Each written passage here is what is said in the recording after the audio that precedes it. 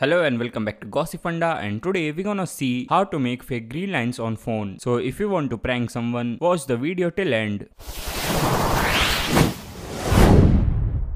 So first of all, go to Google and simply search green line PNG. Now download a PNG which you want to, and then open Play Store or App Store and simply install this application, Designer Tools Pro. After the installation, simply open it, and on the home page of the application, simply turn on this option, and then you will be directed on this setting menu, display over the apps, and in this list, simply select the installed application. Now simply enable this option of allow display over the apps, and then simply go back to the application. And now on the application, tap on this option of mockup overlay. Now simply select the screen layout and then select the PNG which you downloaded, and finally enable this option, and you can see fake green lines are finally on your screen. And if you want to disable it, simply turn off this option. So this was the way by which you can prank your friend. Hope it helps. Make sure to like, share and subscribe.